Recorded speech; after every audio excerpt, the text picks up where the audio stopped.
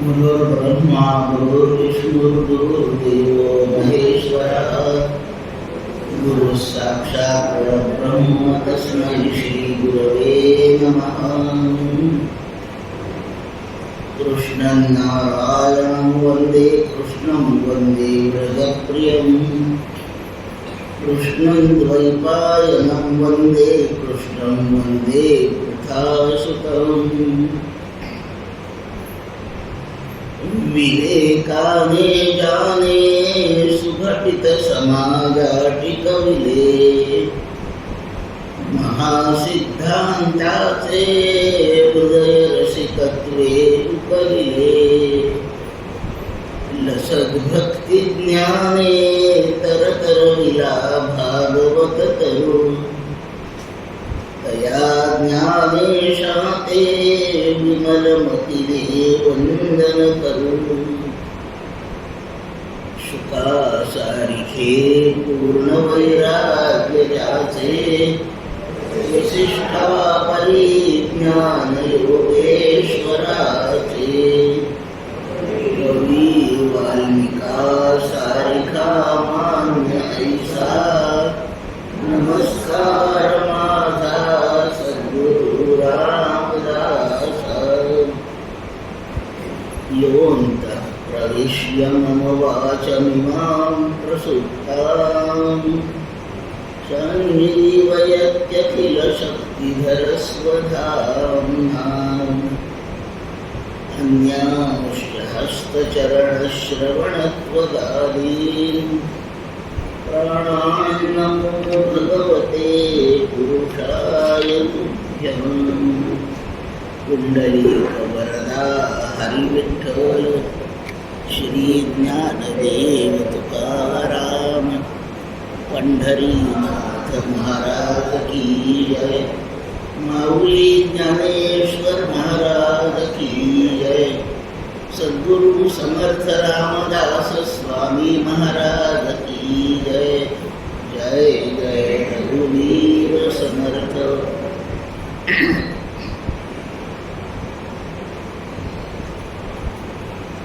ते ज्ञान पहिला बरवे जरी मनी आथी जाणावे तरी या संतांते भजावे सर्वस्वेसी पांडुरंग हरी वासुदेव हरी पांडुरंग हरी वासुदेव हरी पांडुरंग हरी वासुदेव हरी।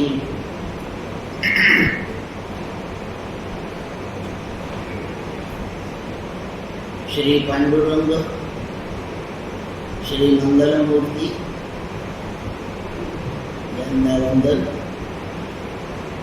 सकल स्थानीय देवतांना वंदन। सकल सत्पुरुष संतांना वंदन। आपणा सर्व भाग्यवंत श्रोता बंधू भगिनींना सप्रेम अभिवादन।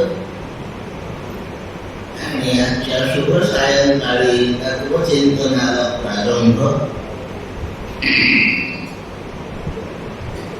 श्री ज्ञानेश्वरी मधून सद्गुरु महिमा समजावून घेण्याचा प्रयत्न करण्यासाठी ही प्रवचनमाला आयोजित केली आहे। आयोजक आहेत श्री दासबोध अभ्यास मंडळ कल्याण।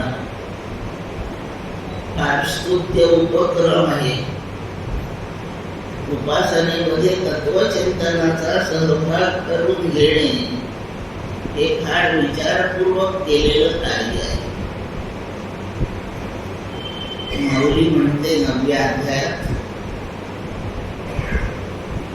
विष्णू कृष्ण हरी गोविंद या नामाचे निखिल प्रबंध माझी आत्मचर्चा विशद उदंडगाती। भगवंताचं नाम म्हणे हा उपासनेचा अविभाज्य घटक आहे। नाम म्हटलं पाहिजे, गुणवर्णनाची भजने गायली पाहिजेत। विष्णू म्हणा, कृष्ण, राम, हरी, वासुदेव काही म्हणा, नाम नाम म्हणणे उपासनेचं महत्वाचं अंग आहे. अशी उपासना आपण सगळे करतो.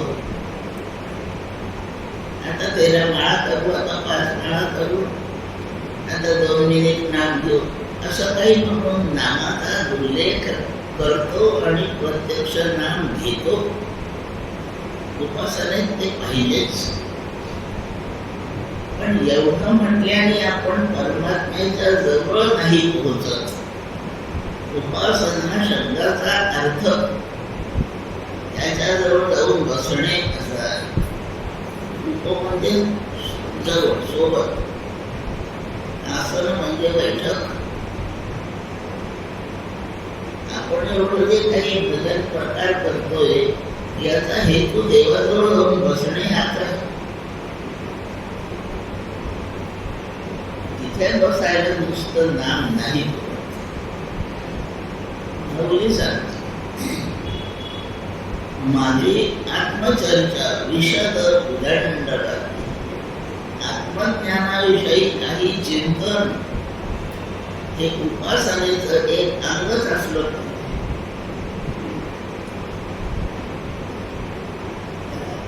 दासबोध अभ्यास मंडळाने स्वतःच्या दास उपासनेमध्ये ही प्रवचनमाला म्हणजे आत्मज्ञानाचा उहापोह करणे, समजून घेणे हाही एक विषय ठेवला आहे. म्हणून या दासबोध मंडळाचं, त्या कल्याण मधल्या दासबोध मंडळाचं मी कौतुक करते. उपासनेचं शुद्ध स्वरूप या ठिकाणी मला जाणवत आहे आणि मला त्याचं जे समाधान झालंय त्या समाधानात आपणाशी आजचा विषय बोलण्याचा प्रयत्न करते.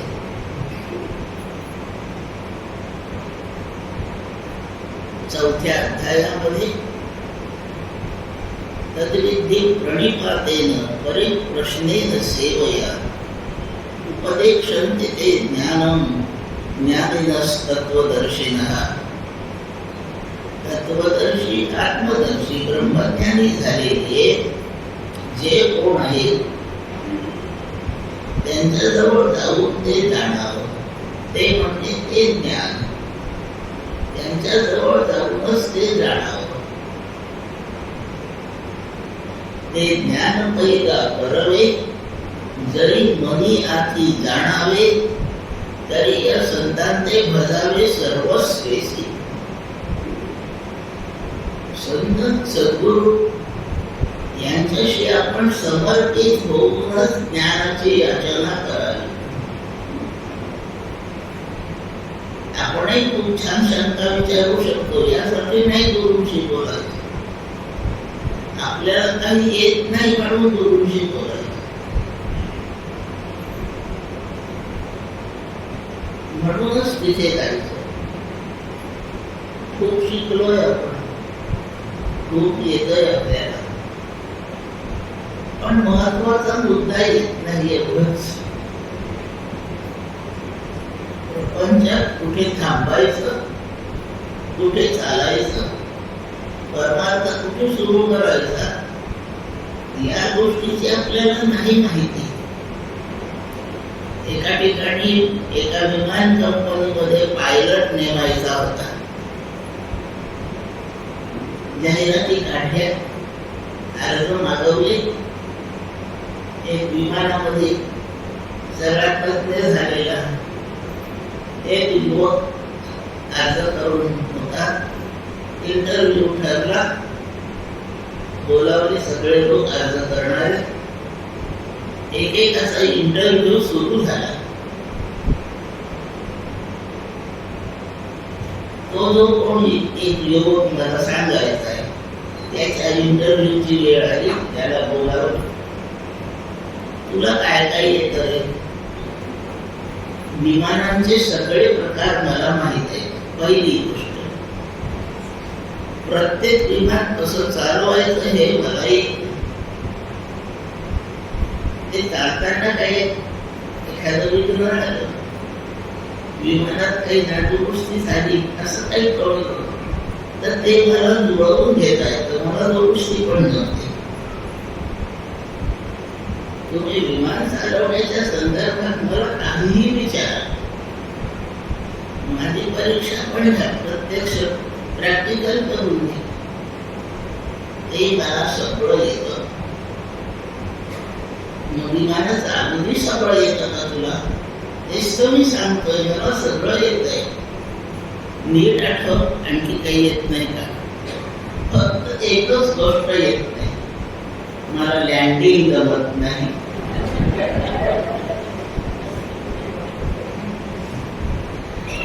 प्रपंचात 1 BHK, 3 BHK, 5 BHK बांधता येतं. 4 चाकी गाड्या घरातल्या कुटुंबातल्या प्रत्येक सदस्यासाठी स्वतंत्र घेता येते. सगळे कपडे उत्तम मिळवता येतात. सगळे देश शिकून घेण्यापुरती माझी सगळी व्यवस्था आहे. असा सगळा प्रपंच करणाऱ्याला प्रपंच कुठे थांबवावा एवढंच येत नाही, आणि त्याला प्रपंच थांबवावा कुठे, कसा थांबवावा हे कळत नाही. त्याला विमान चालवता येण्याचा काय फायदा? कुठे थांबायचं हेच कळलं पाहिजे. त्या ओळखीचे 2 शब्द आहेत, एक शस्त्र शब्द आहे, एक अस्त्र शब्द आहे. दोन्ही दुसऱ्याची हिंसा करण्यासाठी वापरतात. शस्त्राचाही उपयोग दुसऱ्याला मारणे हाच आहे, अस्त्राचाही उपयोग दुसऱ्याला मारून टाकणे हाच आहे. दोन्ही थोडा फरक आहे. शस्त्र हातांनी, आपल्या स्थूल अवयवांनी वापरलं जातं, आणि अस्त्र मंत्राने वापरलं जातं. शस्त्र आणि अस्त्र हा फरक आहे. शस्त्र हाताने वापरायचं आणि मंत्राचा प्रयोग करून अस्त्र वापरायचं. अस्त्र हे शस्त्रच असतं, पण ते शस्त्र मंत्राच्या साहाय्याने चालित करावं लागतं, तेव्हा तेच शस्त्र अस्त्र ठरतं. धनुष्यबाण आपण शस्त्र म्हणून विचारात घेऊ. पर्जन्यास्त्र, साधा धनुष्यबाण पर्जन्याचं अस्त्र असतो. पर्जन्य सूक्तातला विशिष्ट मंत्र म्हणून त्या मंत्राची शक्ती त्या बाणाच्या टोकावर आरूढ करून ठेवायची. आता बाण चालवायचा, आकाशाकडे त्याचं टोक वळवून बाण सोडायचा. पाऊसच पडतो. मंत्राने चालित झालेलं शस्त्र अस्त्र आहे. हे अस्त्र चालवायला गुरुकडून शिकावं लागतं, मंत्र शिकून घ्यावा लागतो. ते शिकवताना मंत्र म्हणून अस्त्र सुरू करणे कळावं लागतं, पण त्याच्यासोबत ते अस्त्र, तो मंत्र केव्हा थांबवावा हे ज्ञान आधी द्यावं लागतं. शस्त्र शिकवताना थांबवण्याचा मोठा विशेष नाही. हात थांबले की धनुष्यबाण थांबतो, पण त्या धनुष्यबाणाला अस्त्र बनवलं असेल. एकदा मंत्र सुरू केला की फळ दिल्याशिवाय अस्त्र थांबत नाही. म्हणून तो मंत्र मागे घेण्याची सुद्धा आपल्याला त्याला अवगत करावी लागते. म्हणून अस्त्रविद्या शिकवणारी 2 बाजू शिकवतात, चालू करण्याचं शिकवतात आणि थांबवण्याचं. आपल्याकडे म्हणजे या भूतलावर जपानमध्ये अणुबॉम्बचा विस्फोट करण्यात आला. ते अस्त्राचा एक प्रकार आहे, पण ते फक्त चालू करता आले, लक्षात ठेवा, थांबवता नाही आलं. म्हणून ज्याने ते निर्माण केलं त्याची ती महान चूक आहे. ते थांबवता न आल्याचे परिणाम अजूनही जपान भोगत आहे. आपली दहशत संपली नाहीये. थांबवता आलं पाहिजे. हा प्रपंचाचाच जीव घेऊ प्रकार आहे. त्याची गरज आहे. देह आहे तोपर्यंत गरज आहे. पण कधीतरी तर ते थांबवता आलं पाहिजे. कोणत्या वेळी ते थांबवावं आपल्या कल्याणाचा विषय आहे. ते थांबवता यावं. असं ज्ञान मिळवायचं असेल तर ते परमज्ञान गरजेपुरतं ते वापरायचं. गरज संपते तेव्हा ते थांबवून टाकायचं. म्हणून आपल्याकडची एक नियमावली होती. आज ती आहे आपण वापरत नाही. पण ती नियमावली शास्त्राने सांगितली. विद्याभ्यासाचा कालावधी ब्रह्मचर्याशिवाय आहे. प्रपंच करायचा, प्रजा वाढवायची, जग चालवायचं. तारुण्याचा काळ आहे. गृहस्थाश्रम आहे. पोरं बाळ कामाची झाले, सुना घरात आले, चांगल्या हुशार सुना मिळाल्या. पोरं स्वतंत्रपणे संसार सांभाळायला योग्य झालंय. तेव्हा त्या शहाण्या पुरुषाने हा प्रपंच थांबवायचा आणि अरण्यवास पत्करायचा. वानप्रस्थाश्रम. गृहस्थाश्रमातूनच वैराग्य पूर्ण आलं किंवा वानप्रस्थाश्रमात वैराग्य पूर्ण आलं तर यदहरेव विरजेत तदहरेव प्रवृत्ते. ज्या दिवशी वैराग्य पूर्ण आहे त्या दिवशी या स्थूल प्रपंचाचा त्याग करून संन्यासच घ्यायचा. संन्यासाश्रमात जायचं. म्हणून पोरं कर्तव्यार झाले, प्रपंच सांभाळू लागले की त्या पोरांच्या आईबापाने वानप्रस्थाश्रम स्वीकारायचा. हा प्रपंच थांबवायचा. ही व्यवस्था पूर्वी करीत होते लोक. आज नाही. प्रपंचात गुंतून म्हातारपणापर्यंत नाही आशा सोडायची.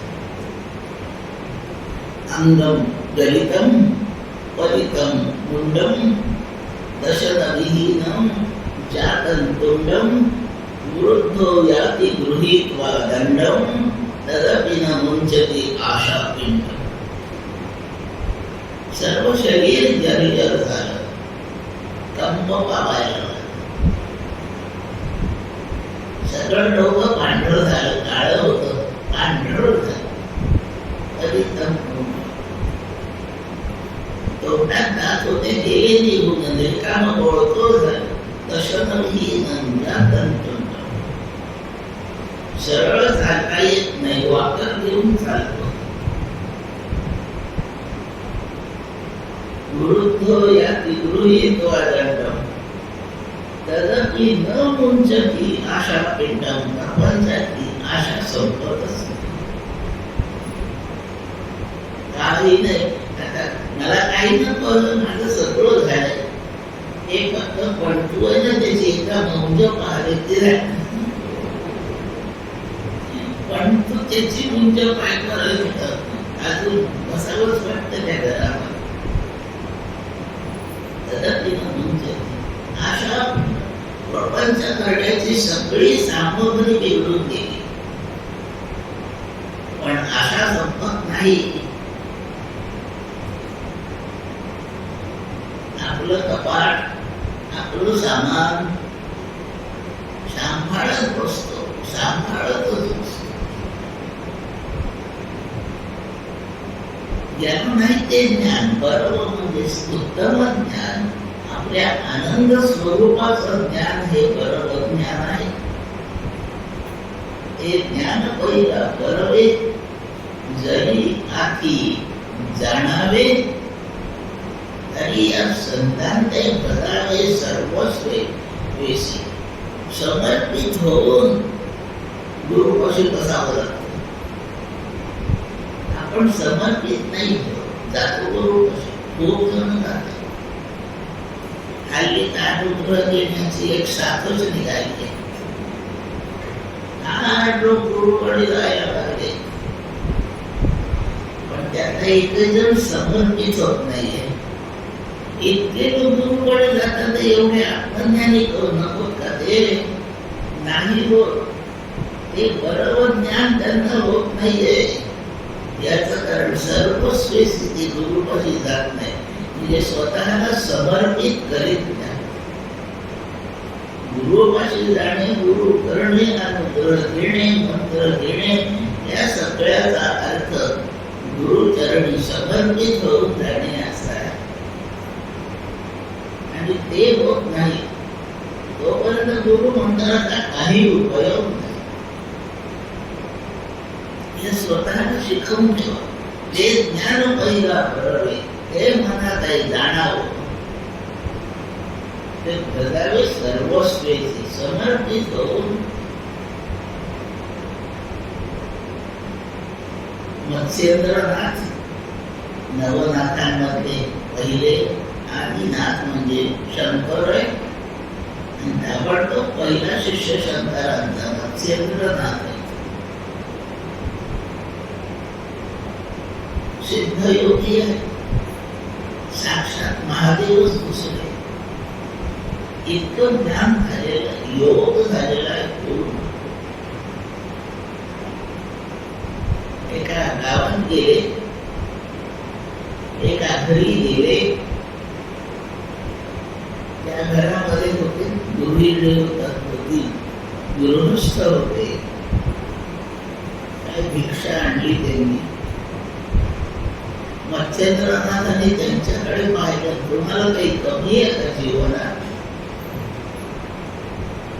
ते पती पत्नी म्हणतात, आम्हाला पुत्र नाही. मग ठीक आहे, होईल पुत्र. त्यांनी झोळीतून फळ काढलं, दिलं, हे सेवन करा, पुत्र होईल. मत्स्येंद्रनाथांनी दिलेला प्रसाद आहे. त्या बाईच्या डोक्यात शंका आली, काही एखादं अभद्र अशा प्रकारचं फळ असेल, ते खाल्लं मरून गेले तर कसं होईल? म्हणून ते तिने गाईच्या पुढे टाकलं, उकिरड्यावर टाकलं. ते तिथेच त्या फळातला एक पुत्र तयार झालाय, तिथे वाढलाय. कोणी तिथे जाऊन पाहिलं नाही. त्या बाळाला भूक लागली आहे. एक गाय तिथे जायची आणि त्या गायीच्या त्या स्तनातून दुधाची धार ती बरोबर त्या बाळाच्या तोंडात मारायची. त्याचं पोषण गायीने केलं, रक्षण गायीने केलं, म्हणून त्या बाळाचं नाव गोरक्षक असं झालं. यथासमय मत्स्येंद्रनाथ त्या गावात आले, त्या घरात आले. आपण दिलेल्या प्रसादाचा पोरगा त्या प्रसादाला शोभेचा असलाच पाहिजे. कुठं आहे तो? येऊन विचारत आहे. घाबरून गेले सगळे. ते गाईने वाढवलेलं त्यांच्या भोवती कीर्तन खेळत आहे. त्यांनी पाहिलं आणि मत्स्येंद्रनाथ म्हणतात, तुम्हाला हे नको होतं, हे माझं पोरग आहे. घेतलं स्वतः, त्या गोरक्षाला घेतलं. मत्स्येंद्रनाथ निघून गेले. आपण गोष्ट ऐकतोय गुरुपाशी समर्पित होण्याची. तेव्हा बरोबर ज्ञान होत. एका गावात गेले, त्या गावाचं नाव विष्णुपुरी असं आहे. विष्णुपुरी नावाच्या गावात गेले. एका गावाच्या बाहेरच्या देवात उतरले आणि तिथे उतरले. रात्रभर राहिले. दुसरा दिवस उगवला. भिक्षेची काही सोय पाहिजे. मत्स्येंद्रनाथांनी जोडी त्या पोराला गोरक्षाला दिली. लहान आहे पोरग, 12-13 वर्षाचा असेल. बेटा त्या गावात आज भिक्षा तू आण. दोघांपुरती आणि तुला मला कोणली पाहिजे जागा गोरक्ष विष्णुपुरीत गेला. एका घरी जरा गर्दी बरी दिसली. लोक ये जा करीत होते. दारापुढे रांगोळ्या काढलेल्या आहेत. घराच्या दाराला तोरण लावलेलं आहे. इथे काहीतरी दिसतोय काय करून आपल्याला इथं भिक्षा मिळेल. त्यांनी भिक्षा देवी म्हटलं. त्या घरामध्ये त्या दिवशी कुलाचार होता. नरू लोक आलेले होते. मोठा उत्तम पदार्थांचा स्वयंपाक तयार होता. आता जेवायला लोक बसतायत तेवढ्यात कोण याचं आहे म्हणून त्याला खाला. त्या घरातल्या सुरुलीने ताट भरून अन्न आणली याच्या जोडीत झाला. त्यात मिष्टान्न होते, सगळे प्रकार होते. त्यातला मुख्य प्रकार वडे घाल होता.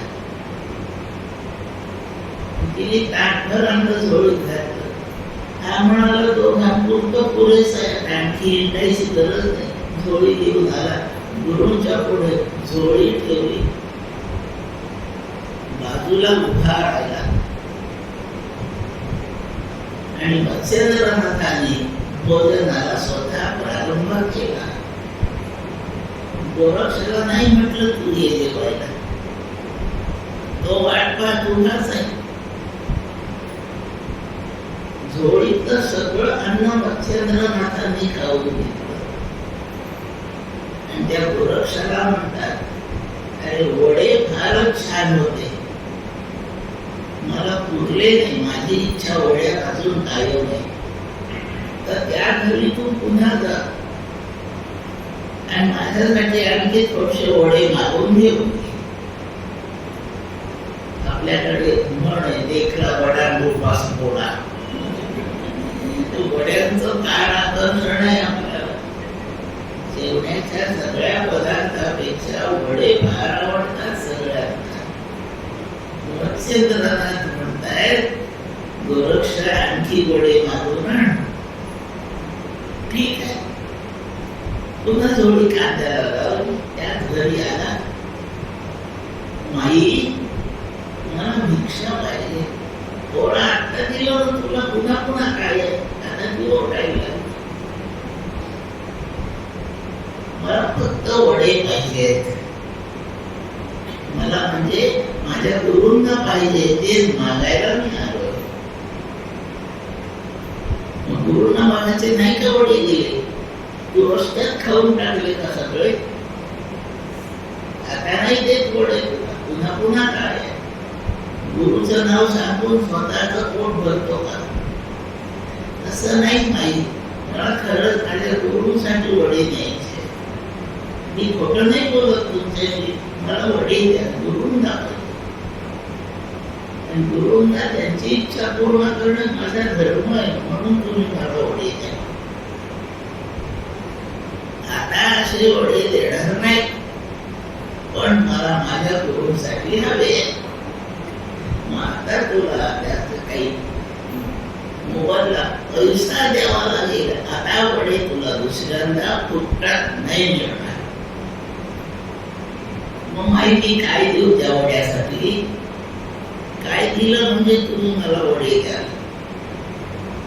गोरक्ष गाईच्या रक्षणाने झालेला पुत्र आहे. त्याचे डोळे गाईच्या डोळ्यासारखे मोठे, टपोरे, काळे भोर, काजळ नाट्यासारखे, अत्यंत प्रसन्न आणि देखणे. त्या माईने त्याच्या डोळ्याकडे पाहिलं. तुझा एक डोळा काढून दे. यांनी आपलं बोट खुपसलं आणि तो डोळ्याचा जो बोल असतो तो हातावर काढून, घ्या माई, वडे द्या. आता तिला इतका धाक झाला की यांनी खरंच डोळा काढून दिला. हातात आपण कसा घ्यायचा? नाही, ह्या वड्याच्यासाठी द्रव्य ते तुम्ही डोळा मागितला मी दिलाय, घ्या, पहिल्यांदा वडे द्या, उशीर होते. डोळा तिने घेतला नाही, त्याच्या हातात राहू दिला. पुन्हा ताट भरभडी आणून त्याच्या झोळीत घातली. तिला अत्यंत वाईट वाटलं, आपल्याला तिच्याशी घेणं देणं नाही, आपल्याला गोरक्षाची काम. आला वडे घेऊन, डाव्या हातात तो डोळा झाकलेला आहे, थोडस रक्त वाहत आहे. वडे ठेवले उजव्या हाताने, जोडी पुढे गुरुदेव वडे आणली आहे, घ्या. डाव्या हातात काय आहे, पण तो हात मोकळा पण नाही, काही नाही, असंच आहे. आपण घ्या वडे घ्या. डाव्या हातात काय आहे दाखव मला, घेतात मी वडे काही. आणि डोळ्याला काय झालंय तुझ्या, असा का दिसतोय तो? त्याने हकीकत सांगितली. त्या माईने पुन्हा वडे देण्यासाठी मोबदला मागितला, तो डोळा मागितला आणि म्हणून मी काढून दिला. ते मंत्री वडे दिले, तो आनंद झाला, घेऊन आलो, आपण सेवन करा. अरे त्या क्षुल्लक नाशिवंत थोड्या वेळात संपून जाणाऱ्या वड्यासाठी तू तुझा डोळा त्या बाईला दिलास. तुला डोळ्याची काही किंमत नाही का कळत? आणि डोळ्याची किंमत जर तुला नाही कळत, मग दुसरा डोळा तरी कशाला ठेवतो, तो मला दे म्हणा. त्याने लागलीच्या दुसऱ्या डोळ्यात आपलं पोट खुपसलं, दुसरा डोळा काढला आणि गुरु पुढे ठेवला. असं झाल्याबरोबर गुरुदेव म्हणतात, ठीक आहे बेटा, छान. दोन्ही डोळे स्वतःच्या हातात घेतले, त्याच्या त्या डोळ्याच्या फोडण्या झालेल्या, त्याच्यात ते ठेवले. आपला कृपा हस्त फिरवला. कृपा करून दोन्ही डोळे जसे तसे केले. पण पहिल्यासारखे ते आता चर्मचक्षु नाही राहिले. ज्ञानांजन घालून वस्तूशी पाहण्या उघडले. आता त्याची दृष्टी चर्मदृष्टी असा नाशिवंत प्रपंच पाहत नाहीये, त्याला ब्रह्मदृष्टी आली. आणि हे सगळं ब्रह्मरूप आहे, वासुदेव सर्वमिती, अशी त्याची दृष्टी तयार. वस्तूशी पाहण्या उघडले. आपले डोळे उघडे प्रपंच पाहण्यासाठी, अजून आपले डोळे परमार्थ किंवा ब्रह्मवस्तू पाहण्यासाठी उघडले नाही गेले. कारण आपल्या डोळ्यावरून अजून सद्गुरूंचा कृपा हस्त फिरलेला नाही. ज्ञानांजन घालून वस्तूशी पाहण्या उघडले. काय झालं याचा परिणाम? मावळला त्या दृश्यभासमर आत्मप्रभा पसरले.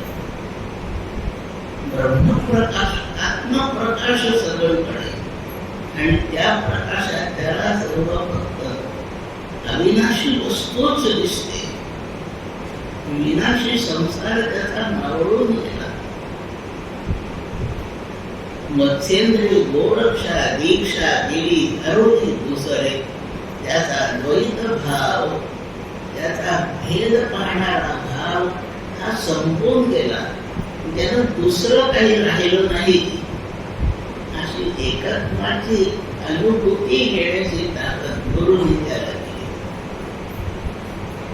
एवढं होण्यासाठी त्याने आपले डोळे दिले, समर्पित याला म्हणतात. आणि गुरुंच्या पुढे म्हणजे आता आपल्याला वाटायला लागला असेल की आता आपले डोळे जातात ना,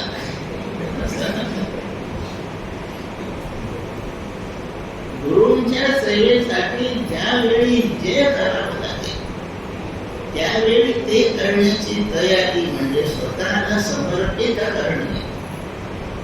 आणि कोणताही शिष्य जो समर्पित झालाय तोच कृतार्थ झाला. कल्याण स्वामी रामदासांच्या पुढे समर्पित. कल्याणात छाटी उडाली, कड्यावर उडी टाकली, समर्पित.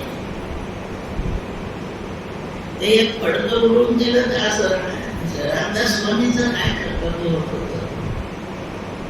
पण कल्याणाच्या समर्पित भावाची परीक्षा आहे. कोणत्या प्रकारे गुरु आपली परीक्षा घेतील, त्यात आपण किती उतरतोय हे भाव. या गुरुचरण सेवा पात्र होय तया दैवा, जे सकारार्थ मिळावा पाठुपांगे. अशी सेवा त्याने केली तो ज्ञानाचा अधिकारी, ज्ञानाच्या साम्राज्याच्या सिंहासनावर त्याला राज्याभिषेक होतो. एवढं वैभव प्राप्त होतं. ते ज्ञान परिवा परवे, जरी मनी आती जाणावे, तरी या संतांचे भजावे. भज शब्दाचा अर्थ सेवा करणे, पूजा करणे, आश्रय करून राहणे, समर्पित होणे, शरण जाणे, हे भज धातूचे अर्थ आहे. संतांचे भजावे, सर्वस्वेशी समर्पित होतास.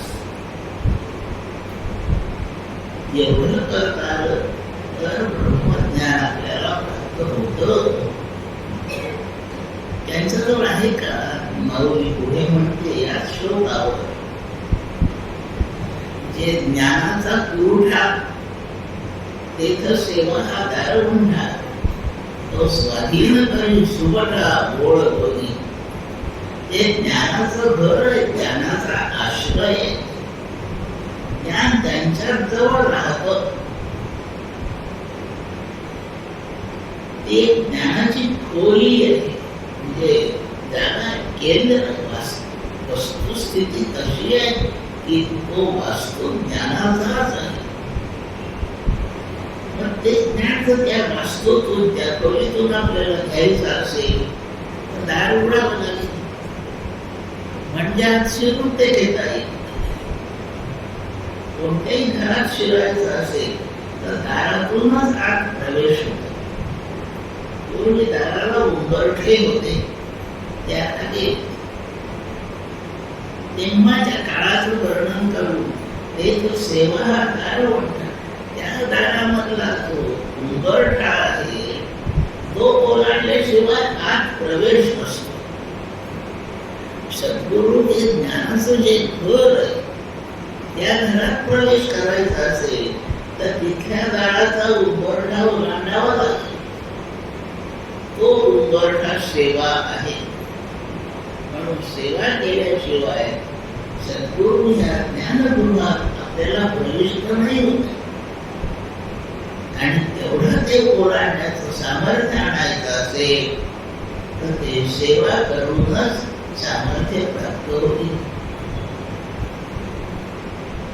कशी सेवा करायची? तनु मनु जीवे चरणाशी लागावे आणि अगर्वता करावे. दास्य सकळ, सगळं दास्य, काही नाही.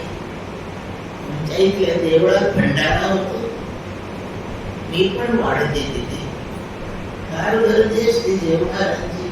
एक दोन माणसं वाढायला पुरत नाही, खूप असतात. त्यात मी पण वाढण्याचं काम करतो. पातळ भाजी केली आहे, डाळ भाजी, ते भांड तुम्ही घ्या. वरण आहे ते तुम्ही घ्या, ती कढी आहे ते तुम्ही घ्या, हिरव्या मिरच्याची चटणी आहे ते तुम्ही घ्या. मी फक्त लाडूचं टोपलं घेते.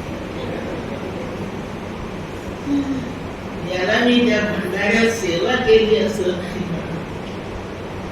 जे वाढण्याची गरज आहे, लोकांच्या ताटात जे संपलं आहे, मला माझे कपडे सांभाळायचे म्हणून मी पातळ भाजी वाढायला घेत नाही. विचार नीट करावा, करावे दास्य सफळ अगर्वता. आज सकाळी 11:30 वाजेपासून ती वाढते हो, आता 3:30 वाजले. तुम्हाला काय कल्पना कसं होत असेल? अगर्वता करा. आणि मी मान्यमध्ये असते म्हणून सगळे कसे शिस्तीने चालतात.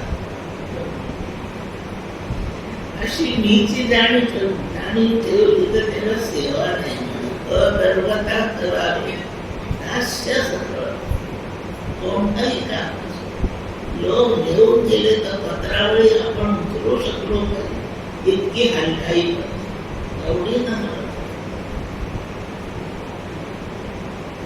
मला त्यांनी त्या आयोजकांनी वाढायला लाडू दिलेच नाही. मला म्हणजे तू पाणी घाल का म्हणून एवढी लहान आहे. आपल्या मोठेपणाची जाणीव याला गर्व म्हणतात. गुरुपाशी जाताना आपण कोणी मोठे होई जाणीव विसरावी तेव्हा गर्व का करावे. तनु शरीराने मनु मनाने आणि जीवाने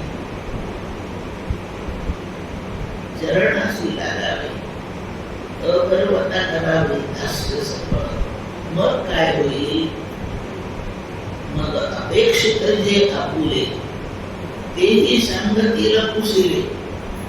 जेणे अंतःकरण बोधिले संकल्पा न घे. या श्लोकावरचं माऊलीचं एवढं भाष्य आहे. एवढ्या गोष्टी आता आपण ऐकूया. असं दास्य करावं तेव्हा गुरु प्रसन्न होतात. मी एकदा फार काळापूर्वी गोष्ट आहे.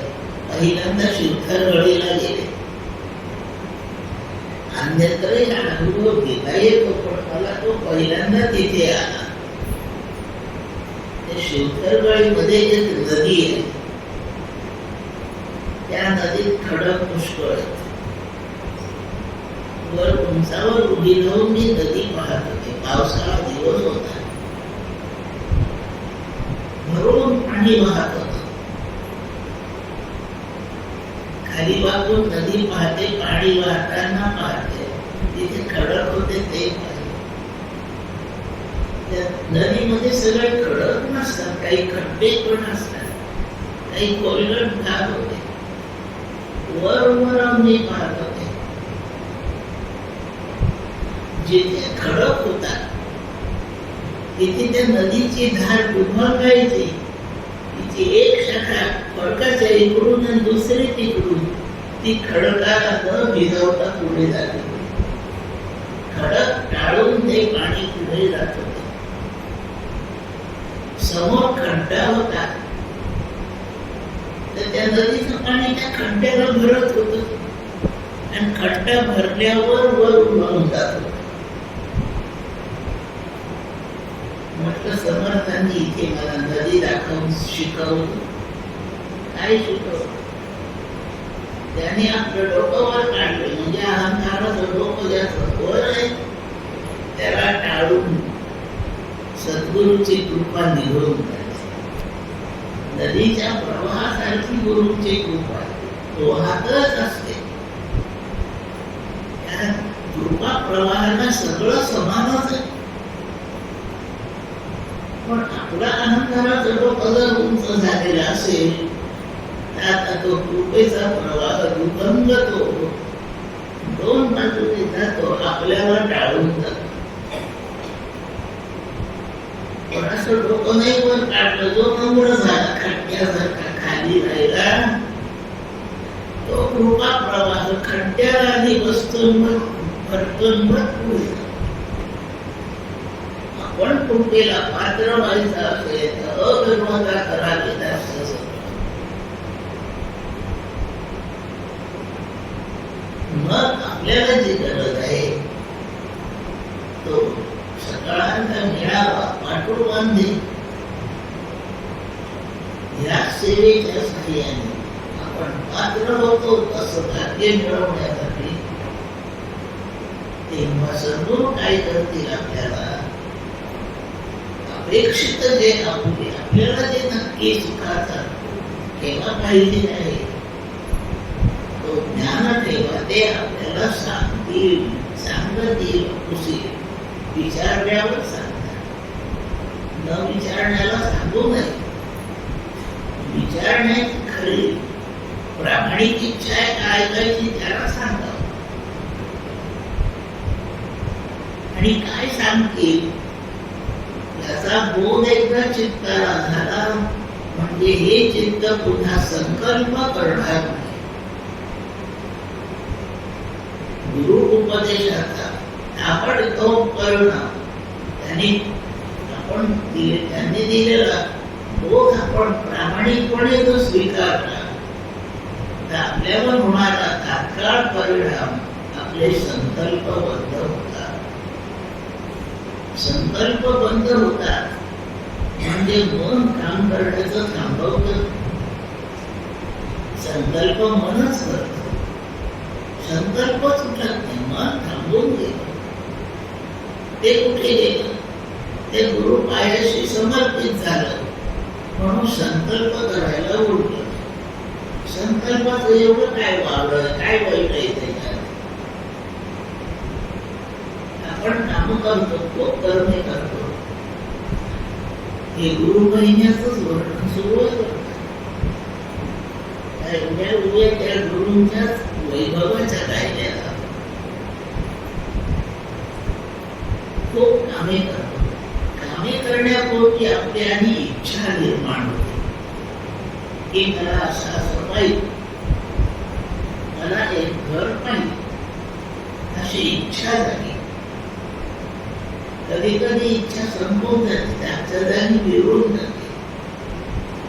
नाही, घर पाहिजे असं इच्छा झाल्यावर त्याचा एक निश्चय करावा लागतो. नाही, आता बांधणारच. इच्छा पूर्ण करण्याकरता कर्म करावं लागतं, त्याचा आधी निश्चय करावा लागतो. या निश्चयाला संकल्प, कल्प म्हणजे कल्पना, सम म्हणजे चौफेर विचार करून योग्य तऱ्हेची कल्पना म्हणजे संकल्प. असा चौफेर विचार करून ही इच्छा पूर्ण करण्यासाठी आपण कर्म करायला उद्योग. आपला घेऊ आपण, लहान पडतो तो मोठा आहे तो घेऊ आपण. कॉन्ट्रॅक्टर चांगला आहे मग त्यालाच आपण सांगू. इथं विटा महाग मिळतात त्या तिकडून आणू. अशा प्रकारची फरशी लावून सौख्य आपण चांगल्या गोष्टीसाठी कल्पना करतो, तो संकल्प निश्चय करतो. आणि जेव्हा निश्चय होतो तेव्हाच कर्माला प्रारंभ होतो. संकल्प केला नाही तर कर्म घडत नाही, आणि कर्म घडलं नाही तर त्याचं फळही मिळत नाही. आपल्याला मागील जन्मांमध्ये केलेली कर्माची फळे आज भोगावी लागतात. याचा अर्थ तेव्हा केलेली कर्मे संकल्प करूनच केली होती, आणि ती तेव्हा पुढे राहिल्या कारणाने पुन्हा जन्म मिळाला. आणि त्या निश्चयाप्रमाणे आज आपल्याला फळ भोगावं लागतं. म्हणून कर्म होणे आणि त्याचं फळ मिळणे आणि ते भोगावं लागणे याची जबाबदारी इच्छेपेक्षा संकल्पावर जास्त आहे. संकल्प झाल्यानंतर भागे गोख्यात नाही, पण फळ संकल्पाचे. छानसा दृष्टांत ऐकू आपण. आपण सगळेजण कोणत्या ना कोणत्या विवाहात पुष्कळदा गेले आहोत. पत्रिका आली आहे चांगली विवाहाला, नवीन वस्त्र लिहून चांगला शृंगार करून त्या लग्नात जातो. जिथे लग्न आहे त्या मंडपात जातो. सगळं सजवलेलं छान आहे, वाजंत्री आहे, स्वयंपाक तयार आहे, भोजनाची व्यवस्था आहे, बसायला टेबल खुर्च्या आहे, आपलं स्वागत आहे तिथे. कोणी अत्तर लावताय आपल्याला, कोणी गुलाबजल सिंचन करताय, कोणी फुलं देत आहे, कोणी पेढे देत आहे. हेही सगळं आहे. आपल्याला भोजनाची अगदी आग्रहाने आणि सन्मानाने विनंती करून आता भोजन करा म्हणून व्यवस्था करतायत लोक. त्याच्या पुढच्या टप्प्यावर तिथे मंत्र म्हणणारे गुरुजी लोक आहेत, ते लग्नाचे मंत्र म्हणतात, मंगलाष्टक म्हणतात. वधूवरावर टाकण्यासाठी आपल्याला अक्षता मिळाली. सावधान झालं की आपण अक्षता भेटतो.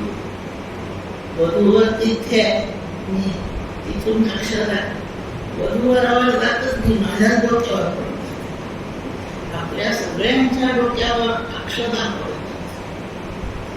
विवाह होता एक स्त्री ने एक पुरुष लागतो. मंडपात खूप स्त्रिया जमल्या, खूप कमी जमले. लग्नाची सगळी सामग्री उपलब्ध आहे.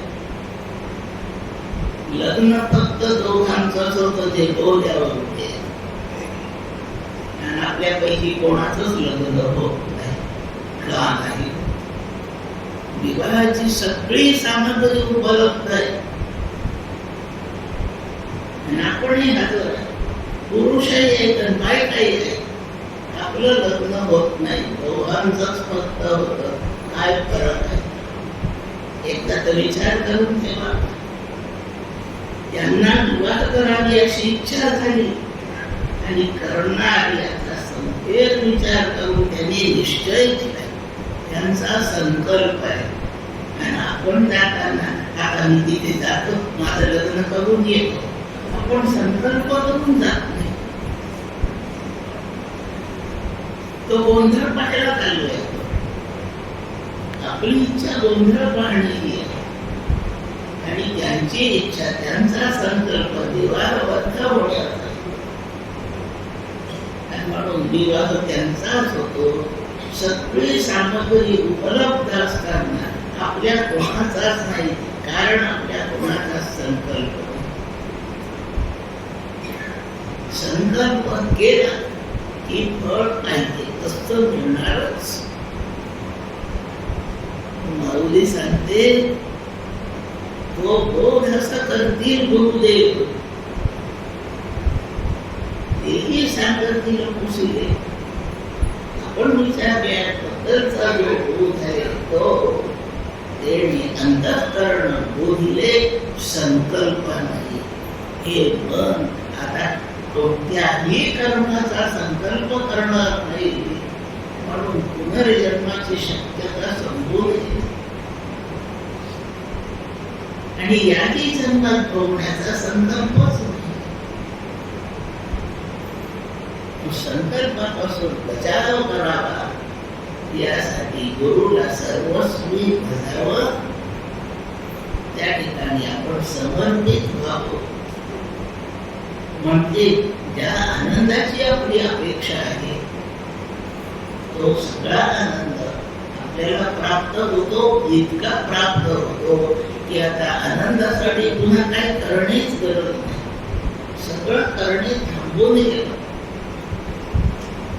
ते थांबून गेल्यानंतर पुनर्जन्माचा प्रश्न संपून जातो. परिपूर्णता होते. आपण पंक्ती वाढतो, जेवायला बसले तर पदार्थ वाढायला येत असतात. एका मागून दुसरा, दुसऱ्या मागून तिसरा. ताटात पदार्थ आलेले पण लोक अजून जेवायला सुरुवात नाही करी. यजमानाने सांगावं लागतं, आता करा भोजनाला सोबत हात जोडून म्हणावं लागतं, जरा भोजन. पण आयोजकांचा मुख्य वाढणाऱ्यांना विचार, भोजन सुरू करण्याची सूचना करू का? सगळं वाढून झालंय का? आणि वाढणाऱ्यांकडून निश्चिती मिळते की सगळं वाढून झालंय. आणि आता करावं सुरुवात. सगळं वाढून झालं हे केव्हा ठरतं?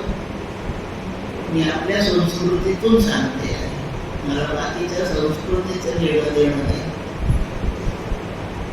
आपल्या संस्कृतीत भोजनाचे पदार्थ वाढताना वाढणं पूर्ण होण्यासाठी शेवटचा पदार्थ भातावर तूप वाढणे हा आहे. तूप वाढून झालं की वाढणं पूर्ण झालं. नाही थांबा, अजून तूप वाढायचं. तुपाचं काय एवढं महत्व आहे? तुपाला, जेवणामध्ये घेण्याच्या तुपाला अन्नशुद्धी असं नाव आहे. ते उत्तम प्रकारे आपल्याला पचावं आणि आपल्याला रस, रक्त इत्यादी सप्तधातू होण्यास त्याच्यापासून उपयोग व्हावा, म्हणून ते अन्न शुद्ध करण्याचा, शुद्ध करणे म्हणजे उपयुक्त करून घेण्याचा पदार्थ तूप हा आहे. अन्नशुद्धी वाढून झाली की काढण्याचं काम पूर्ण झालं. एखाद्या झाडाची वाढ पूर्ण केव्हा ठरवायची? खूप पानं आले म्हणजे झाड पूर्ण नाही वाढलं, त्याला फळ लागलं म्हणजे झाडाची वाढ पूर्ण झाली. एखादी स्त्री आहे, तिचा विकास पूर्ण झाला, हे कसं ओळखायचं? तिला अपत्य प्राप्त झाला, इथे स्त्रीची वाढ, विकास पूर्ण झाला. अलंकार घालून आपण नटतो, शृंगार करतो. शृंगार पूर्ण केव्हा झाला? आपण राजघराण्यातले असू तर सर्व अलंकारांच्या शेवटी मुकुट धारण करायचा असतो.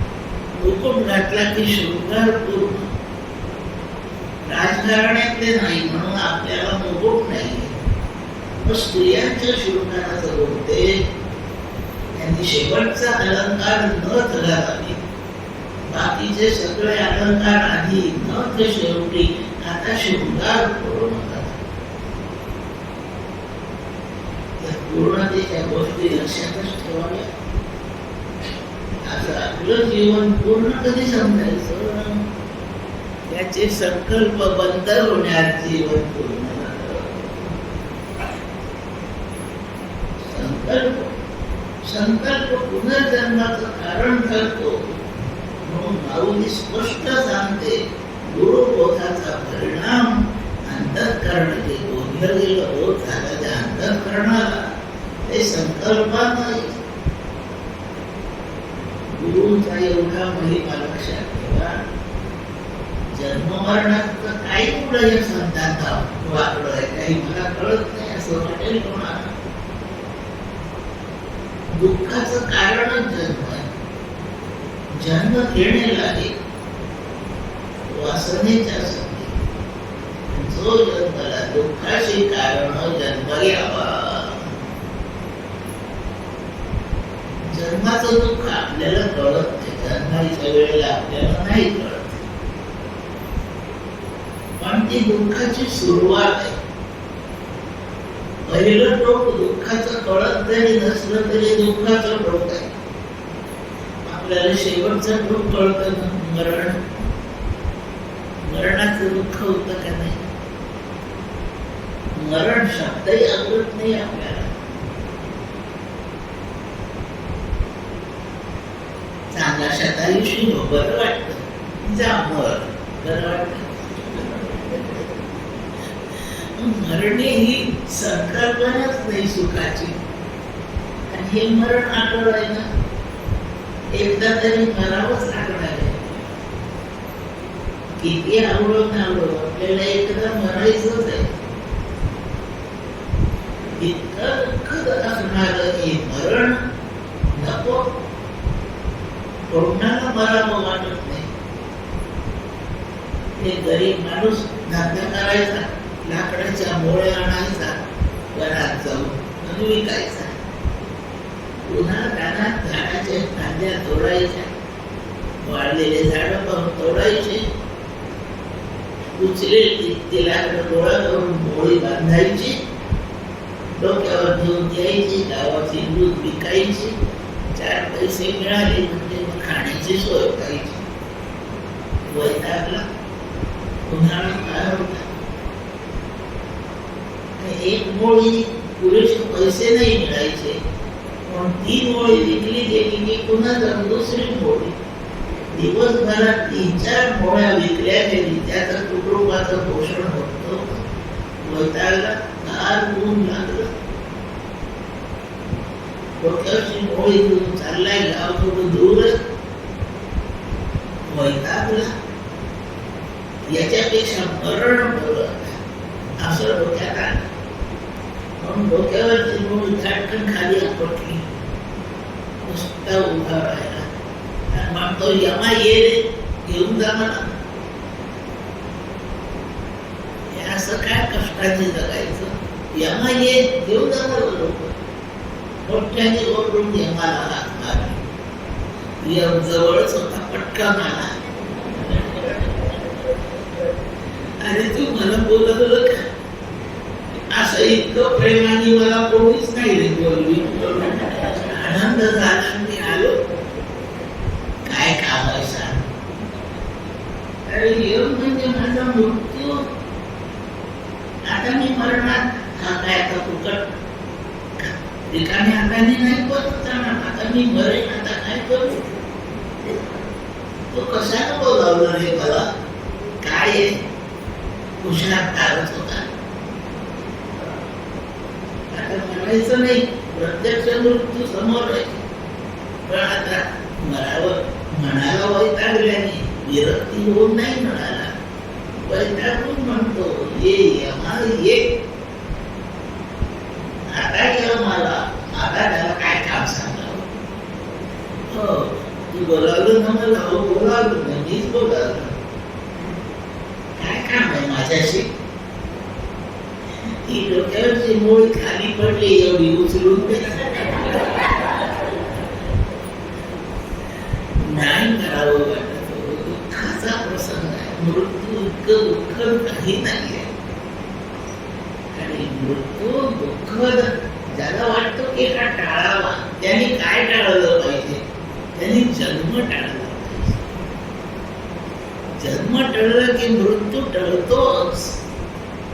आपण एक जन्म टाळला नव्हता, म्हणून आता एकदा मरावं लागेल.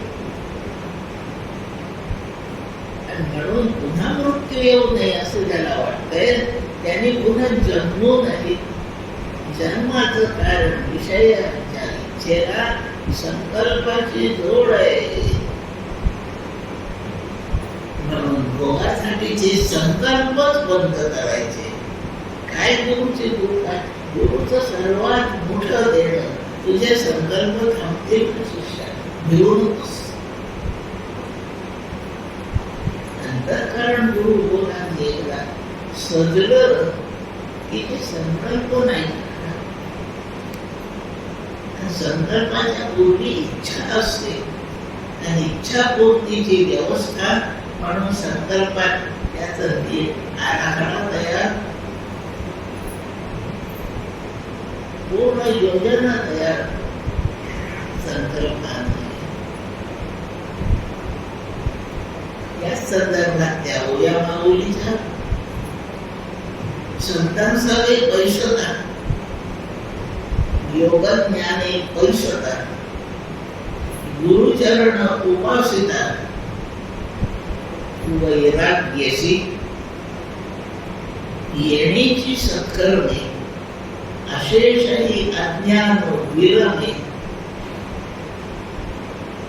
येण्याची संकल्पे, अशेषही अज्ञान विरमे, तयाचे अहम विश्रामे आत्मरूपी. थोडक्यात आपण परमार्थात नक्की काय करावं त्याची मागुनी सूचना दिली. संतांच्या सर्व संत गुरु असा करत नाही समजायला. पैसा त्यांच्याजवळ बसावं, मना सर्व ही संत सोडून द्यावा, अति आदरे सज्जनाचा धरावा, त्यांच्याजवळ बसावं. योगज्ञाने पैसता, अंतःकरण थोडा आवरून घेण्याचा अभ्यास करावा. मन फारच स्वैर वाटते ते डोक्यात आणतात. वैर्याच्या डोक्यात येऊ नये असं याच्या डोक्यात. आता जो गाडीच्या रुळावर झोपतो, येईल गाडी नाही डोक्यात, त्याला एखाद्या गाडीच्या खाली लोटून देतो, काही होते, मन वाढ्याला काहीही खावं वाटतं. आता मांसाहाराचे फार दुकान आहेत, आपण नाही कधी खाल्लं, जाता वाटलंच ते पाहावं का चालू कसं लागतं. आपल्याजवळ सर्वात निर्लज्ज कोणी असेल तर मन आहे. लक्षात ठेवा, वाटेल त्या गोष्टी त्याच्यात चालू राहतात. जे शोभत नाही तेही मनात येत राहत. म्हणून योग करायचा, मनावर नियंत्रण करण्याला योग म्हणतात. योगश्चित्त वृत्ती निरोधा, अंतःकरणाला ताब्यात ठेवणे याला योग म्हणतात. हा थोडासा मन नियंत्रित करण्याचा अभ्यास करावा आणि गुरुचरण उपासिता, गुरुच्या चरणाजवळ करू गुरुचं ध्यान करावं. आपल्याला जेवढी सेवा करणे शक्य आहे तेवढी शरीराने, मनाने, धनाने, तन मन धनाने सेवा करावी. गुरुचरण उपासिता, आणि ते करताना आपल्या भोगाची थोडीशी इच्छा ठेवू नये. वैराग्याच्या साह्याने, वैराग्यासह गुरुचरण सेवा करावी. कोणत्याच प्रकारे लोकांनी म्हटलं पाहिजे, या ताईजीने फारच सेवा करतात, दिवसा रात्री हे वैराग्य. आणि असं तुम्ही नाही म्हटलं तर माझ्या डोक्यात येतं, मी इतकं करते तर कोणाला काहीच वाटत नाही. एका शब्दाने म्हणत नाही की तुम्ही ताई खूप छान आहात, एका शब्दाने म्हणत. वैराग्य नाही, मेहनत आहे, वैराग्य नाही. गुरु सेवेमध्ये वैराग्य महत्वाचं आहे. तिकडे सर्वस्वीसी शब्द आहे, तिथे वैराग्य. आणि येण्याची सत्कर्मी, सत्कर्म फक्त एवढंच. संतांच्या जवळ बसणे हे सत्कर्म आहे. अंतःकरण आवरून धरणे, नियंत्रित करणे हे सत्कर्म आहे. संतांसारे ऐसता, योग ज्ञाने ऐसता. आणि तिसरं सत्कर्म आहे गुरुचरण उपासिता, गुरुचरणाची उपासना, त्यांच्या जवळ राहून सेवाधिक करीत राहणे. येण्याची सत्कर्मे ही तीनच सत्कर्मे आहेत परमार्थापेक्षा. यज्ञ यागाधिकाने चित्ताच्या शुद्धीचं सत्कर्म घडत आहे. दान धर्म केल्यानेही विरक्तीला मदत मिळते. पण त्या सत्कर्माच्या साह्याने सद्गुरू आपल्याला ब्रह्मबोध करणार आहे. ती सत्कर्मे फक्त तीन आहे. संतांसवे बैसावं, सज्जनाच्या संगात राहावं, दुःसंगाः सर्वथा त्याज्याः. भक्ती सूत्र, दुःसंग अजिबात करू नये, सत्संगात बसावं. सत्संग नाही सापडला तर संगच करू नये, एकटंच राहावं, पण दुःसंग करू नये. संतांच्या सह राहावं. अंतःकरण जय करण्याचा प्रयत्न करावा. इंद्रिय जय, मनोजय. योगाने दिलेल्या दोन गोष्टी आपण आत्मसात कराव्या. इंद्रिय आपण प्रवचनाला बसलो, सुरू झालंय प्रवचन, 1 तास झालाय.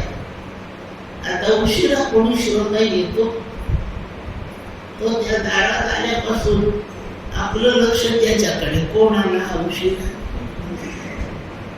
त्याला माहित नाही कसा अवस्था प्रवचन आहे. घरून निघायला उशीर झाला, लवकर का नाही निघाला? त्यांनी काही सांगितलं नाही, विचारलं नाही, आपल्याला त्याच्याशी घेणं देणं नाही. पण सगळे श्रोते त्याच्याकडे पाहतात. बरं, एखाद्याला काही काम असेल, काही गरज असेल, तो अर्ध्या प्रवचनातून उठला, असं उठायचं होतं तर आलाच कशाला? उठून जाणाऱ्याकडे पाहतील, येणाऱ्याकडे पाहतील, मधून इकडून वळून पाहतील किती खुर्च्या रिकाम्या आहेत. खूपच अवघड आहे. इंद्रियाचा जय आहे, डोळे. तिकडे काय वाजलं की कान तिकडे गेले. काय वाजलं? वाजंत्री. कशाची वाजंत्री वाजली? इलेक्शन मध्ये तो निवडून आला त्याची मिरवणूक असेल. आणि तू प्रवचन ऐक ना, तिकडे काही होऊ देत नाही. जावं, कान धावतात, डोळे धावतात. या कार्यालयामध्ये डान्स नाही, छान आहे. नाही तर एक हात डान्स मारण्यात चालूच, चालू द्या नाही का. एखाद्याला ताटावरून उठवणे पाप आहे बरं का. तो जेवायला बसलाय त्याला उठवून लावतो, काय पाप आहे? तुला जेवण्याच्या ताटावर उठवलं तर काय म्हणत? देऊ दे ना त्यांना थोडंसं.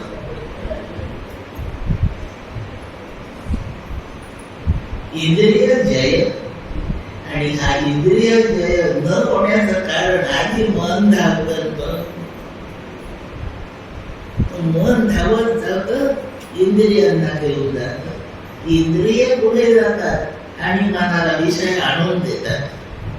तस्मात् त्वम् इंद्रियाणि आदौ नियम्य. तो पहिल्यांदा इंद्रिय आवर.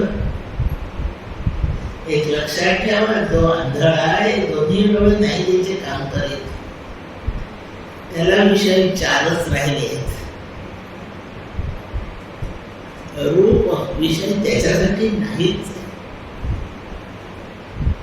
शब्द, स्पर्श, रूप, रस आणि गंध, फक्त 5 विषय. सगळे विषय या 5 वाटले गेले. डोळेच नाही, त्याला रूप विषय नाही, त्याच्यासाठी 4च विषय उरले.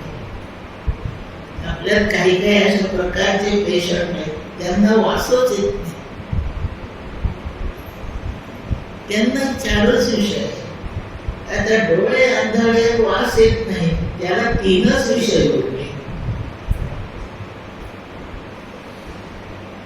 डोळे गेले, त्याच्याबरोबर कानही गेले, त्याचा तो शब्द विषयही गेला. माझ्या विकृतीने विषय जाण्यापेक्षा विचाराने नाही पाहायचं. गरज नसले तर नाही पाहणार. आणि पाहिलं की विचार सुरू होतात.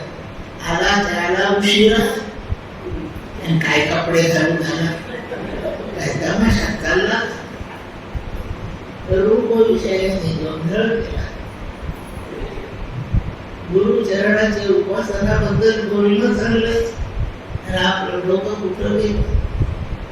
म्हणून इंद्रिय आवरावी, 5ही इंद्रिय आवरावी आणि पंचविषयात जाणाऱ्या मनाला थांबवावं.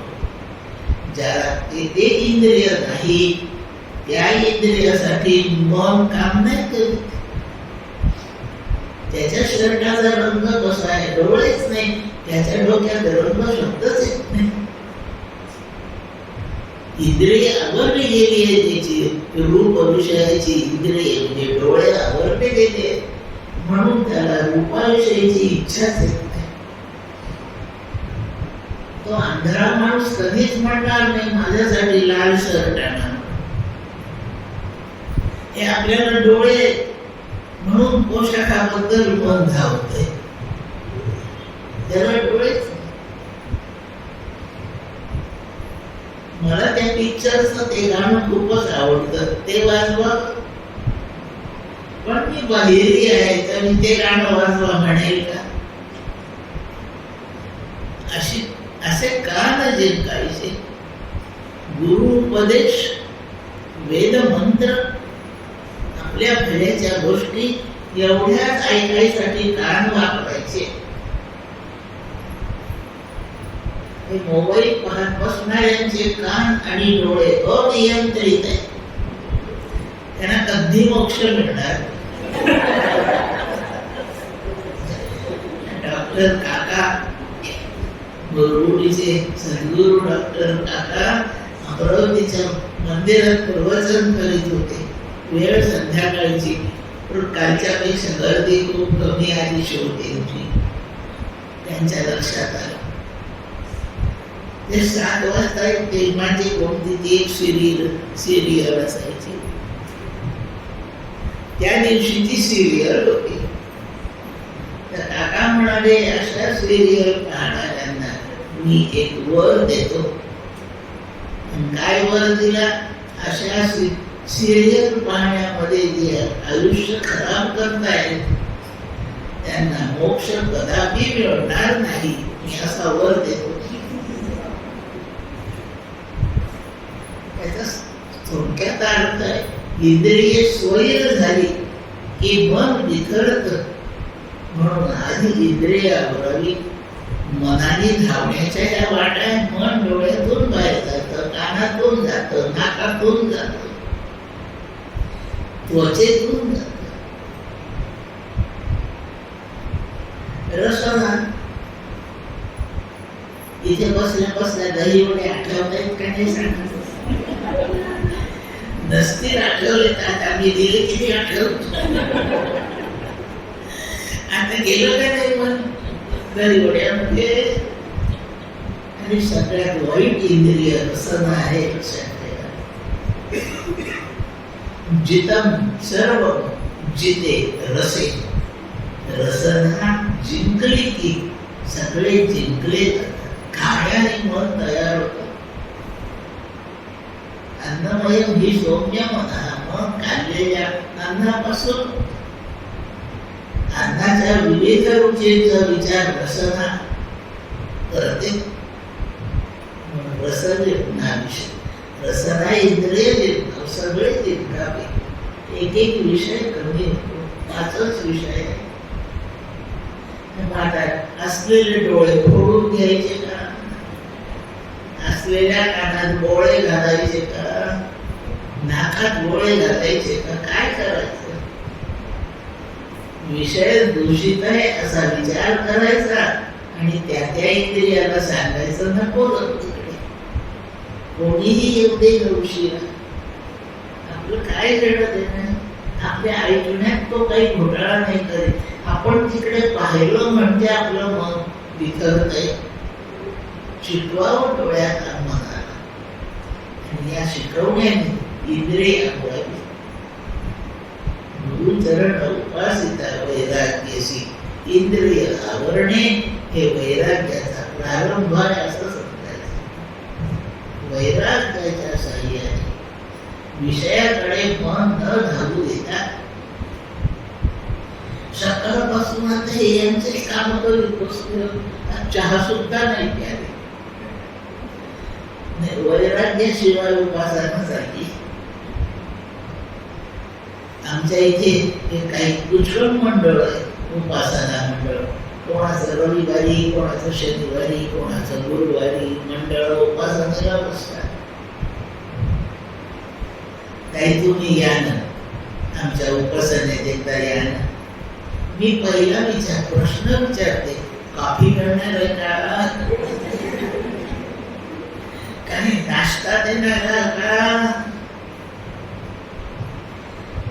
आणि त्यांच्याकडच्या उपासनेत चहा कॉफीची सोय असते म्हणून मी त्या मंडळाच्या उपासनेत जाते. यांच्याकडे काहीच मिळत नाही. इंद्रिय जय म्हणजे मन एकाग्र व्हायला मदत होते. आणि मन एकाग्र झालं म्हणजे काम होतं. तो एकच पाहिजे.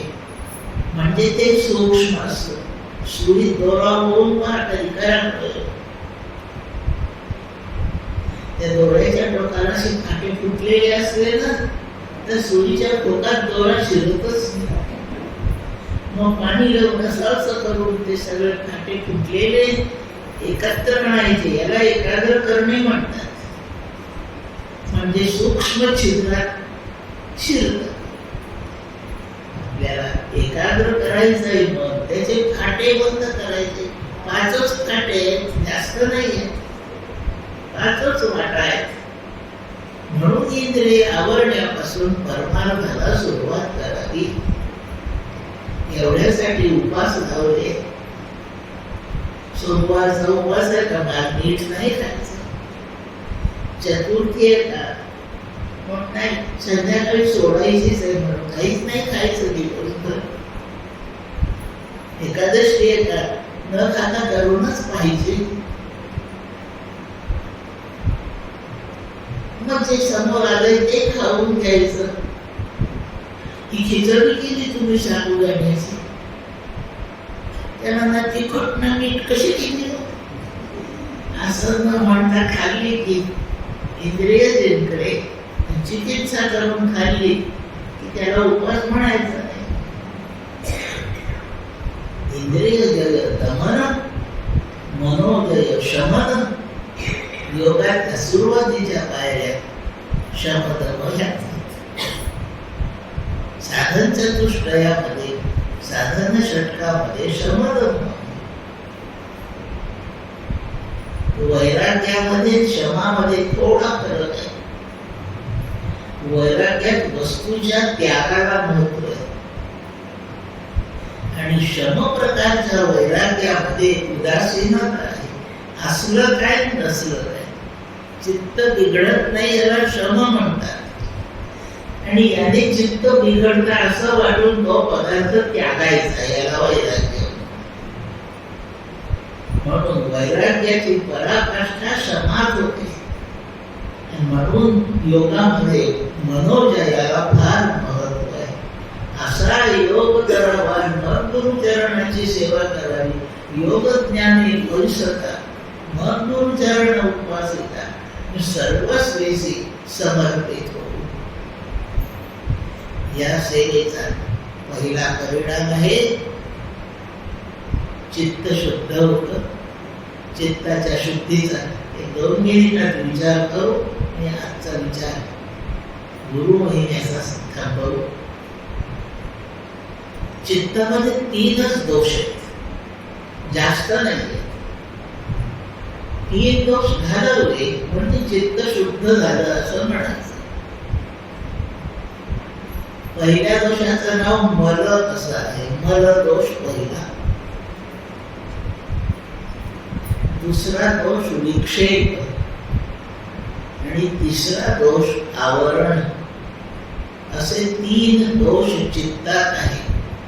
दोष आहे म्हणजे या प्रकारचे गुणधर्म जर चित्तात असतील तर ते चित्त परमार्थ करू शकत नाही.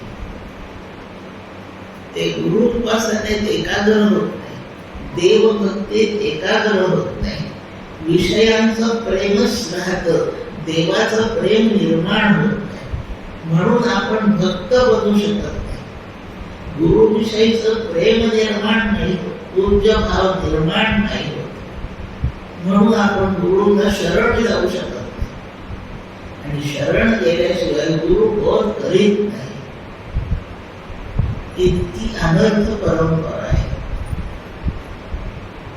हे 3च दोष एवढं काम करीत राहतात.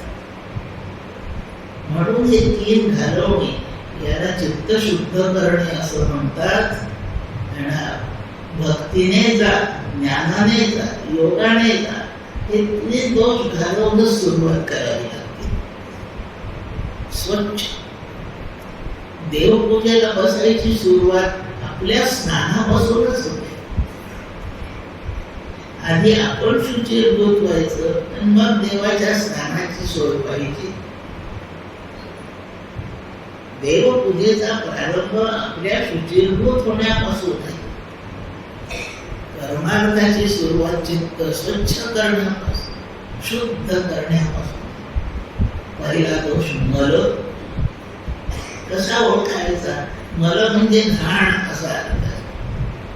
चित्तात घाण आहे काहीतरी. कोणती आहे?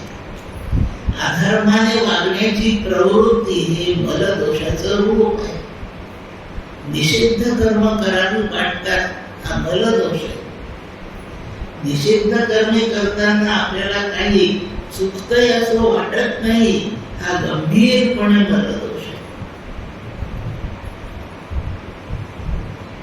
आता एवढी बाजारात दिशेलो खाली तर काय बिघडलं वाटत ना. हॉटेलमध्ये जाता जाता रस्त्यावर रांगले चहा प्यावा वाटतो ना. देवाचा नैवेद्य न होताना नाश्ता करतो ना. पारोशाने आधी स्वयंपाक करतो ना. स्नान न करता जेवतो ना.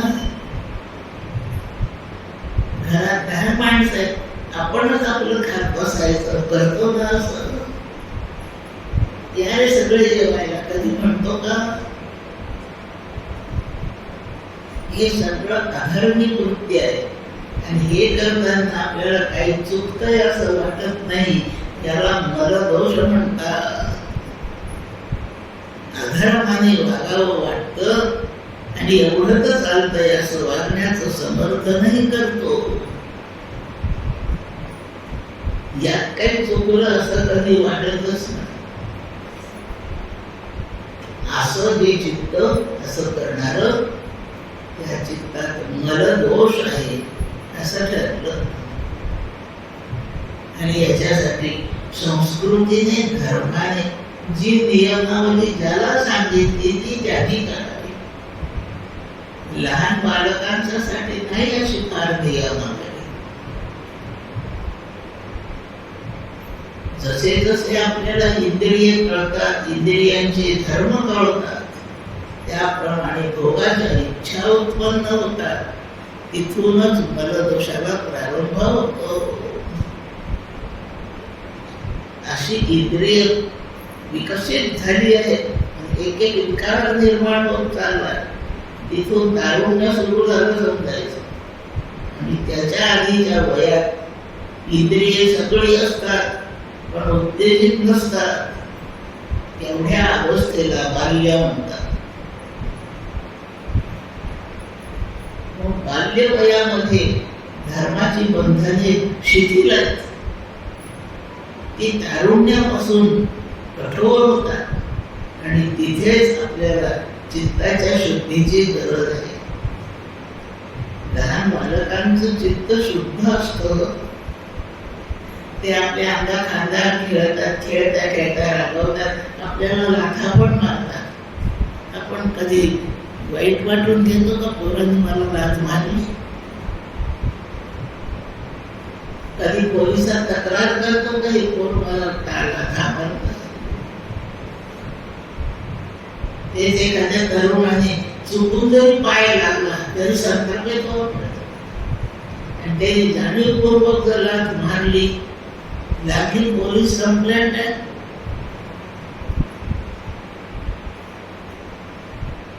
मलदोष अधर्मी कृत्य, निषिद्ध कृत्य करण्याची प्रवृत्ती उत्पन्न होते. झाली बघ काही पापकर्म पूर्व म्हणून असं होऊन गेला, चुकून होतं कधी कधी, पण त्याचं समर्थन नाही करतो. ही दुसरी चूक आहे. मलदोष घालवायचा. सत्कर्म कसं करावं लागतं हे माहितगाराकडून शिकून घ्यावं आणि आपल्या आचरणाचा दोष काढून टाकावा. सत्कर्म योगे वैराग्य व्हावे. सदाचार हा थोर सांडून येतो. याच्या साह्याने मलदोष जातो. पाप वासना संपून जाते. विक्षेप, मनाचं चांचल्य हे विक्षेपाचं रूप आहे. मन एका जागी स्थिर राहत नाही. सांगितलं बघा उदाहरण, कोणी उठून केला तरी मन तिकडे, उशीर आला तरी मन तिकडे. आपलं लक्ष सारखं घड्याळात 10 मिनिट उशीर होतो याच डोक्यात. हा विक्षेप, एका मुद्द्यावर मन स्थिर राहत नाही, याला विक्षेप म्हणतात. सारखं ते हालतच राहत. मन किती वेगाने हालते उदाहरण पाहू. पण हल्ली 4 चाकी गाड्यावाल्यांच्या इथे ड्रायव्हरच्या समोर काही भावलं पक्षी टांगलेला, पुष्कळांच्या गाड्यात जितका वेळ गाडी चालू असते तितका वेळ ते टांगलेलं खेळणं हालतच असत. असं हे आपलं मन सतत काढतो. ते गाडीवाल्यानी ड्रायव्हरने आपल्या पुढे टाकलेलं खेळणं आपलं मन हे सतत कुठेही स्थिर होत. चांचल्य म्हणजे विक्षेप. विक्षेपाचा दुसरा अर्थ सत्य स्वरूप न समजणे. आपलं स्वरूप हे शरीर नाहीये.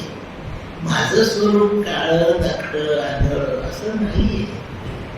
हे माझ्या देहाचं वर्णन आहे, हे माझं वर्णन नाही. पण मी देह म्हणजेच मला स्वतःला समजते आणि हेच वर्णन मला माझं वर्णन वाटतं. तुम्ही काय माझ्याकडे पाहून असता? मी एवढी वेड्यासारखी दिसते का? म्हणजे मी देहाला मी समजले म्हणून तुम्ही माझ्या देहाला असतात हे मला आवडत नाही. आपलं स्वरूप कोणी हसावं असं नाही, आनंदाने हसावं असंच देहच नाही. पण हा नाशिवंत देह मी आहे अशी आपली स्पष्ट संकल्पना धारणा आता आहे. या विपरीत गोष्टीला सत्य मानणे म्हणजे आपण देह नसून आपण आत्मरूप असून आपल्याला देह मानतो. त्या चुकीच्या गोष्टीला आपण सत्य मानायला लागलो. ह्या मानण्याला विक्षेप दोष असं नाव आहे.